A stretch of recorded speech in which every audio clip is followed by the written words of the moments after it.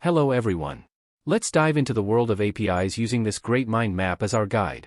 APIs, or Application Programming Interfaces, are fundamentally how different software talks to each other. Think of it as a standardized way for services to request and exchange information. We start with the basics, the definition of APIs. They're essentially contracts that define how you can interact with a service. Next are the types of APIs. We have public APIs open to everyone, private APIs for internal use, partner APIs shared with specific businesses, and composite APIs which bundle multiple calls into one. Looking at API architectures, the most common today is REST, known for being stateless and using standard web protocols like HTTP GET, POST, PUT, and DELETE.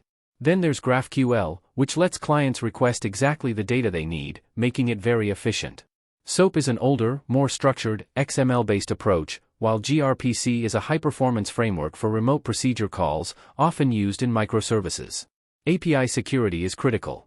This involves authentication, verifying who is accessing the API, often with API keys, OAuth, or JWT tokens.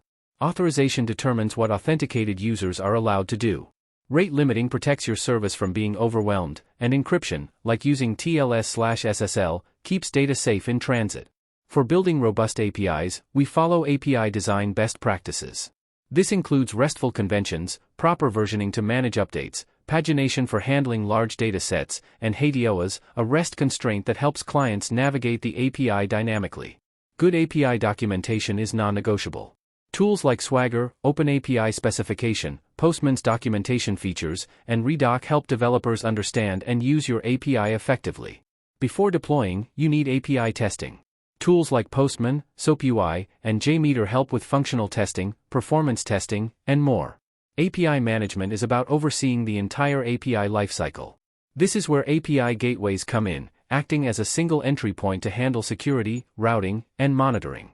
It also includes tools for lifecycle management and API analytics to track usage and performance. Finally, to build these APIs, developers use implementation frameworks specific to different programming languages, such as Flask and FastAPI for Python, Express for Node.js, Spring Boot for Java, and Django REST framework. This mind map provides a fantastic overview of the key concepts and tools involved in mastering APIs. Thanks for watching.